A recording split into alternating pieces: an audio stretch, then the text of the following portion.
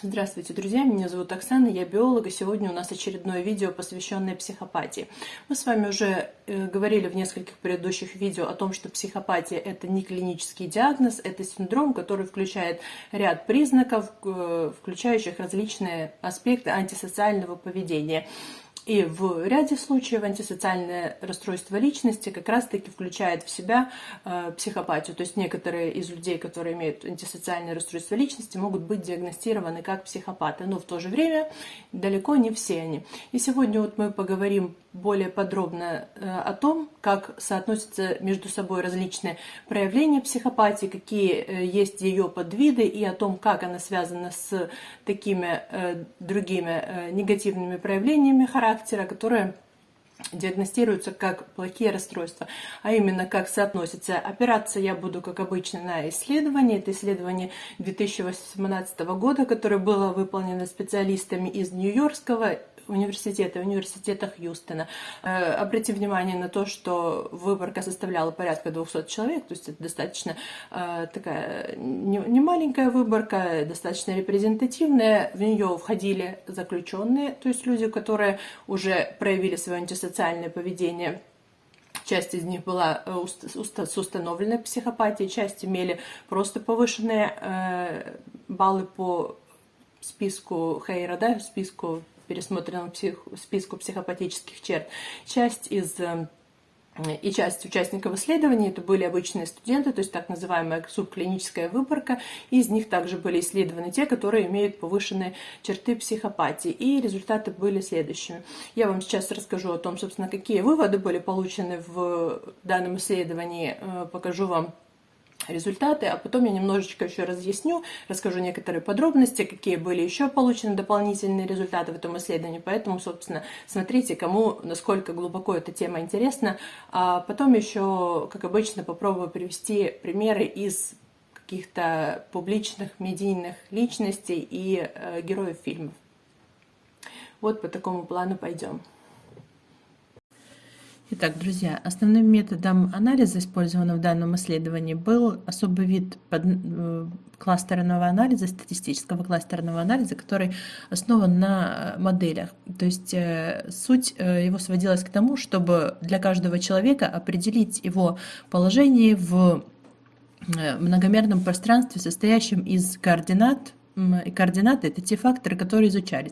Ну вот для примера хочу вам привести, насколько мы себе можем представить, например, трехмерное пространство. Вот куб трехмерного пространства, одна из его граней обозначает тревожность, вторая – пограничные черты и третья – скрытый нарциссизм. И вот вы видите рассеяние точек внутри данного куба и представляет собой отдельных людей. То есть каждый человек имеет какое-то свое положение на оси тревожности, пограничных черт и скрытого нарциссизма. Вот таким вот образом проводилось данное исследование. Только было использовано не 3 оси, как вот в данном примере, а было использовано 6 осей, которые я вам перечисляла выше. То есть сюда входило 2 вида нарциссизма, пограничные черты, тревожность и 2 вида психопатии.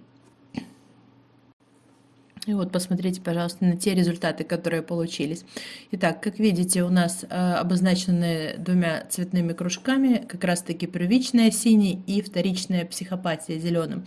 Первичная психопатия, как уже было сказано, это психопатия, которая представляет собой хладнокровное отношение, бессердечность и безэмоциональность, которая связана с особым нейробиологическим строением мозга. И, как видите, первичная психопатия, она была больше всего связана с открытым или грандиозным нарциссизмом. Грандиозный нарциссизм, как мы уже говорили, это тоже самоуверенность, демонстрация себя, чувство собственного превосходства. И вот это вот основной коррелят, который связан с первичной психопатией. Посмотрите, пожалуйста, вторичная психопатия или социопатия, как ее еще называют. Она включает в себя, может включать черты как пограничного расстройства личности.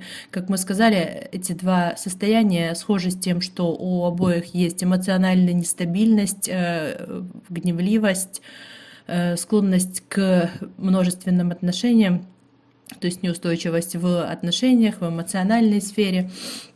и импульсивность. Но единственное, что чем отличается вторичная психопатия от пограничного расстройства, это антисоциальное поведение. То есть если в пограничном случае агрессия больше направлена на себя, это аутоагрессия, это самоповреждающее поведение, то во вторичной психопатии аффект, он обычно выплескивается в виде агрессивного поведение по отношению к окружающим. Также посмотрите, пожалуйста, значительное пересечение есть с областью тревожности. То есть вторичные психопаты могут быть тревожными. И это действительно так, поскольку, как мы говорили, у них структуры паралимбической системы работают так же, как у обычных людей, у нейротипичных, поэтому для них как раз-таки свойственна тревога. Тревога или же страх и импульсивность – это те эмоции, за которые отвечает миндалина, и в данном случае как раз-таки гиперактивность миндалины, такая импульсивность, она вот связана с этим. И посмотрите, значительное пересечение со скрытым нарциссизмом. Скрытый нарциссизм – это, как нами уже было сказано, это тревожность, которая, да, видим, тоже пересекается скрытый нарциссизм и тревожность, склонность к мазохистическому поведению, склонность к такому поведению, направленному на подчинение, больше интровертированность, замкнутость и в то же время эгоцентризм.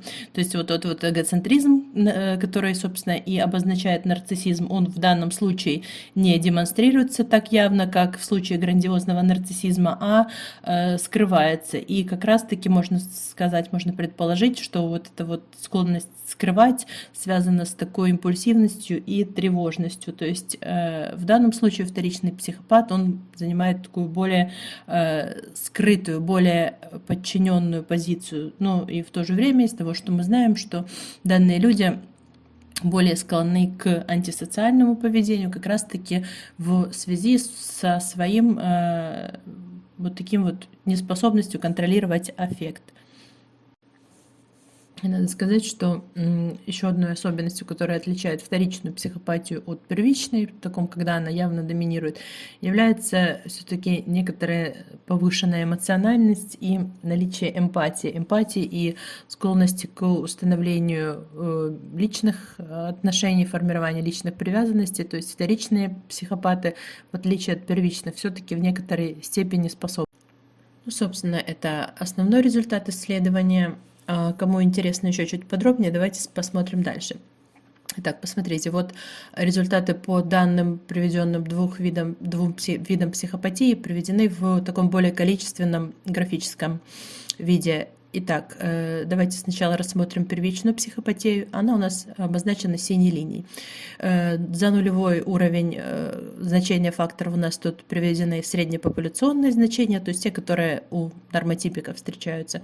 И вот мы видим, что первый фактор психопатии выше, чем второй у данного типа людей, и это действительно соответствует ожидаемым результатам, поскольку первый фактор, он и описывает хладнокровие, которое свойственно первичным психопатам.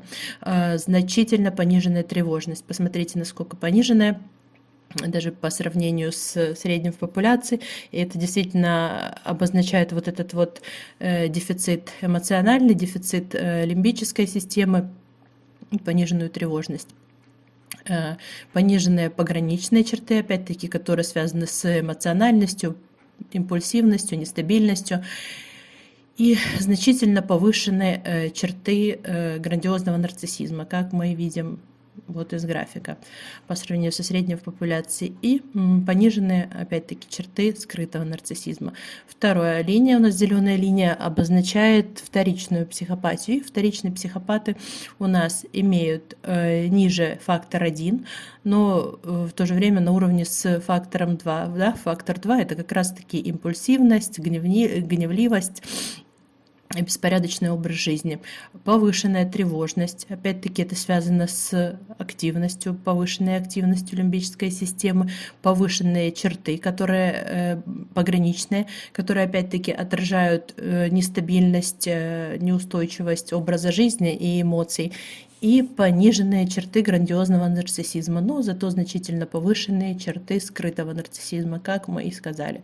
Вот таким вот образом мы видим то, что эти два типа психопатии, буквально вот если мы посмотрим на графики, то они перевернуты, то есть противоположны друг другу в некоторой степени. И вот можем посмотреть с вами еще один интересный график из этой работы. Дело в том, что были исследованы не только результаты самоотчетов, да, потому что мы с вами разбирали, что такое самоотчет, то есть анкетирование, когда человек, респондент сам отвечает на вопросы, но и даже результаты поведенческих тестов и сбора анамнеза о поведении данных людей. И если речь идет как раз-таки о преступниках, которые находятся в тюрьме, то о них как раз-таки исследователи располагали дополнительной информацией. И вот можем посмотреть, также в данном исследовании была выявлена группа людей, скажем там, респондентов, которые не обладали психопатическими чертами, вот не психопаты, причем они были как среди выборки студентов, что ожидаемо, так и среди выборки заключенных. То есть это говорит не о том, что не все преступники, которые находятся в тюрьме, являются психопатами. Ну, собственно, это известно и раньше. Мы с вами это обсуждали в предыдущих видео, то, что уровень психопатии в тюремной среде порядка 20-25%, и еще часть из них также являются социопатами. Итак, посмотрите, вот давайте разберемся в этом графике. Я буду комментировать, а вы попробуйте следить, если вам интересно. Итак, начально здесь имеется в виду это первичная психопатия, и можем вот смотреть результат, опять-таки 0 это среднее значение популяции. Давайте сначала посмотрим на непсихопатов. Непсихопаты имеют средний уровень депрессивных черт, сниженную агрессию, отказ от лечения чуть ниже, чем в среднем отказ от лечения. Имеется в виду то, что люди игнорируют свои симптомы болезни. Да? Симулирование достаточно низко, положительный аффект, то есть положительные эмоции порядка 0, то есть средний уровень, опять-таки, да, потому что это средняя выборка обычных людей. И негативный аффект немножечко повышен, тут у нас чуть выше среднего. То есть вы поняли, что все показатели находятся на среднем уровне, близки к нулю, за исключением агрессии. Агрессия понижена в этой группе, ну, собственно, поэтому она и является не психопатической. Итак, пойдемте посмотрим синюю линию, которая обозначает у нас первичную психопатию. Первичная психопатия имеет пониженный, чем в норме, уровень депрессивных черт. То есть эти люди не склонны грустить. И это опять-таки соотносится с тем, что мы с вами обсуждали ранее. Уровень агрессии у них находится на том же уровне, что и в среднем в популяции. То есть они не более агрессивны в норме, чем обычно. Отказ от лечения, повышенное значение, это значит то, что они переоценивают свое здоровье. Да? То есть склонны это опять-таки связано с тем же грандиозным нарциссизмом и уверенностью в себе. Это такие некоторые сценические черты, то, что называется, да, то есть повышенная уверенность в себе, и действительно это соотносится с шкалой гипомании по ММПИ, если мы углубимся в это. Итак, поехали дальше. Симулирование, то есть склонность симулировать болезни, да, и такой некой ипохондрии, нулевая, даже, то есть на нулевом уровне среднепопуляционном, то есть эти люди не склонны прикидываться больными, опять-таки не склонны жаловаться, это вот свойство грандиозного нарциссизма, то есть они не показывают свою слабость. Дальше, положительный аффект у них выше, чем в среднем, чем в средней, да, популяции нормотипиков. А вот уровень негативного аффекта значительно ниже. То есть эти люди, они положительно настроены. И вот то, что я уже немножечко сказала, это у нас грандиозный нарциссизм, он действительно соотносится с шкалой гипомании по MMPI, то есть повышенное настроение, да, и вот мы действительно видим, что это люди такие вот с повышенным тонусом, не склонные грустить, не склонные к депрессии, не склонные реагировать тревожно или негативно, то есть вот налицо вот это вот повышенный такой вот тонус, положительный аффект. Если помните, я уже говорила в предыдущих видео о том, что симптомы депрессии, они связаны с гиперактивностью паралимбической системы. И вот здесь вот мы видим, что в плане нейробиологии это как раз-таки имеет свое отражение в вот этих вот чертах, да, то есть мы можем провести некоторые параллели. Итак, вторичная психопатия, зеленая линия. Вторичная психопатия имеет повышенные симптомы депрессии, агрессии, то есть опять-таки, и можем сразу посмотреть в конец, негативный аффект у них значительно преобладает. Отказ от лечения, да, люди не склонны отказываться от лечения, то есть ниже среднего.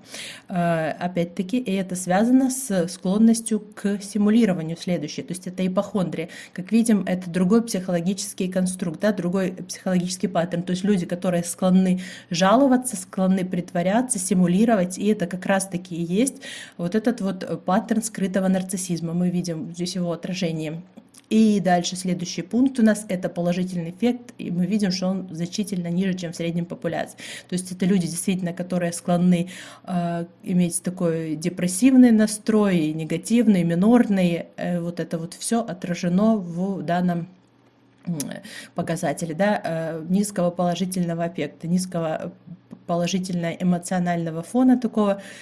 И опять-таки нам это напоминает о том, что данный паттерн поведенческий, он связан с пограничным расстройством, для которого вот этот вот нуар, этот негативный эмоциональный фон является, в общем-то, жизненным, нормальным жизненным фоном, да, то есть это для них вполне характерно. Ну и негативный эффект последнего, то, что мы уже упомянули, он значительно повышен.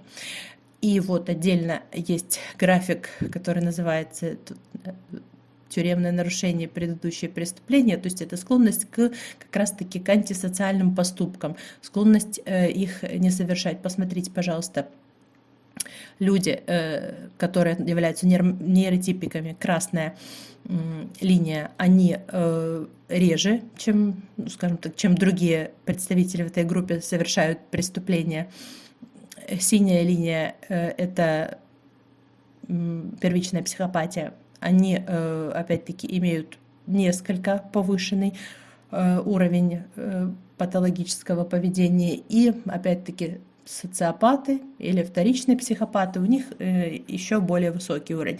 То есть вы видите, что психопаты – это, в принципе, то, что известно уже из предыдущих исследований, да, известно из теории, то, что психопаты далеко не всегда являются криминальными. И существует так называемая высокофункциональная психопатия, при которой люди вполне могут скрывать свою психопатическую природу и не обязательно ведут себя антисоциально, в то время как раз-таки вторичные психопаты из-за вот этой вот своей слабой способности контролировать аффект, они как раз-таки чаще совершают преступления. И если преступления совершают первичные психопаты, то они более спланированные, такие вот, ну, спланированные и то, что называется утилитарными, да, то есть служат в каких-то целях. Их агрессия инструментальная, в отличие от вторичных психопатов, у которых агрессия, она аффективная, спровоцированная. Итак, друзья, давайте теперь немного поговорим о примерах. То, что более интересно, то, что касается практики. Ну, во-первых, у нас есть примеры первичных психопатов, которые имеют действительно установленный этот диагноз, да, то есть это Джеймс Феллон, который проходил нейросканирование мозга, это нейробиолог, который является первичным психопатом, то есть у него имеется при нейросканировании мозга выявлена дисфункция его отделов лобной коры и паралимбической системы, да, которые отвечают как раз-таки за восприятие эмоций. И из рассказов самого Джеймса, он очень много дает интервью, рассказывает и написал книгу о себе. Мы знаем, что он действительно считает себя грандиозным нарциссом, он знает, что, ну, то есть характеризовал себя таким образом еще до того, как узнал, что у него есть психопатия. То есть это вот первый такой пример. Далее у нас есть пример известного нарцисса Сэма Вакнина, да, который психолог, который сам изучает нарциссизм, который является автором книг «Злокачественный нарциссизм», злокачественная самовлюбленность или нарциссизм. И Сэм Вакнин тоже проходил нейросканирование, на котором ему установили точно так же первичную психопатию, то есть дисфункцию вентральной лобной коры. Таким образом, он действительно является одновременно и нарциссом, о чем он постоянно сам рассказывает, грандиозным церебральным нарциссом, и психопатом. Ну и еще одним таким публичным, недиагностированным, но достаточно ярким примером является Дональд Трамп, которого действительно характеризует как грандиозного нарцисса, однако у нас, конечно, нет его нейроскана, но, в общем, можно сказать, что его поведение соответствует определению психопатии, и надо сказать, что, вот, в общем, согласно исследователей биографов американских президентов, большинство американских президентов, они действительно имели психопатию. И еще хочу вот привести один такой пример. Это Мартин Шкрели, известный предприниматель и мошенник, который известен своими спекуляциями на рынке лекарств, да, то есть повышением цен, неоправданным завышением лекарств против рака. И, в общем, это указывает на некоторую такую, ну, с одной стороны, в бизнесе это распространенное явление, да, это как раз-таки связано с тем, что количество, в общем, людей, которые могут быть обладателями той самой первичной психопатии, там повышено. И вот, в общем, он прославился тем, что, с одной стороны, заработал, то есть миллионы долларов, он действительно долларовый миллионер на вот подобных спекуляциях, и с другой стороны, известно его такое тоже грандиозное самомнение, он называл себя самым успешным албанцем, который когда-либо ходил по земле, то есть он, в общем-то, репрезентует себя как грандиозный нарцисс. А вот если говорить о таких образах киногероев, то таким ярким примером как раз-таки является Леонардо Ди Каприо, герой Леонардо Ди Каприо в фильме «Волк с Уолл-стрит», как раз-таки, который вот демонстрирует тоже это хладнокровие, повышенный такой эмоциональный тон, эмоциональный тонус, да, оптимизм, с которым вот он добивался всего, в общем, ресурсов, и таким образом можно. Гораздо хуже с скрытыми нарциссами, потому что их не так легко выявить.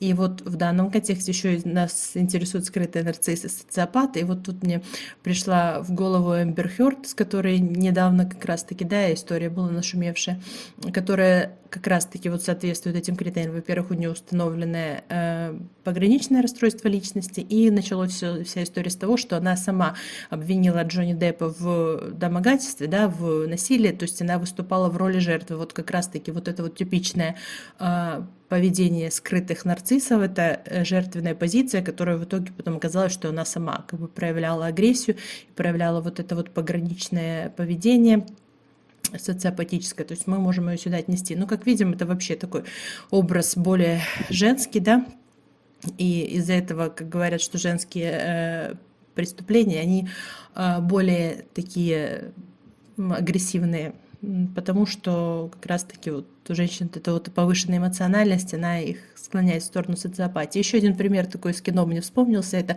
главная героиня фильма «Девушка с татуировкой дракона». Вот там тоже показан пример такой вот девушки, которая с одной стороны была достаточно, в общем, склонна была формировать привязанности, да, Элизабет Саландер ее звали, которая, в общем, с одной стороны, она действительно была такая достаточно эмоциональная, с другой стороны, она свободно совершала антисоциальное поведение, когда ей нужно было это, и вот мы можем, в общем, представить в виде такого вторичного психопата.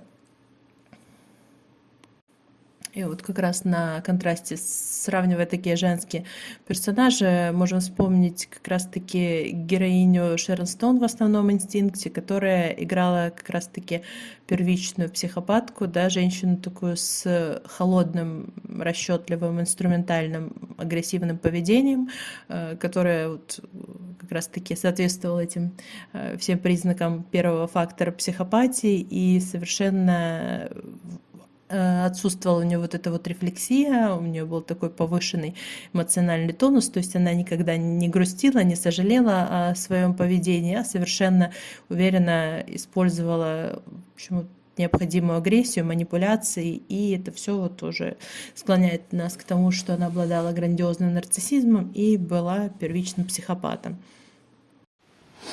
Итак, друзья, вот, собственно, те результаты, которые были получены. Вы видите, что психопатия – это не однородное явление.